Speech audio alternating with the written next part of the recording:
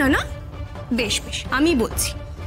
এত কাণ্ডের পর কোথায় জেলে গিয়ে নিজেকে সংশোধন করবেন তা না, জামিনে জেল থেকে বেরিয়ে প্রতিশোধ নেবার জন্য আমাকে আর মধুদিকে সরানোর জন্য মুম্বাইয়ের অন্ধকার জগতে বেচে দিয়েছিলেন, তাই তো?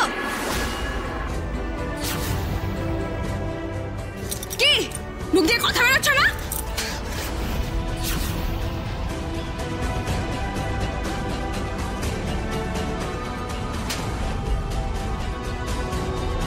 নিজের থেকেও বেশি ভালোবাসতাম তোকে, তুই কি করলি?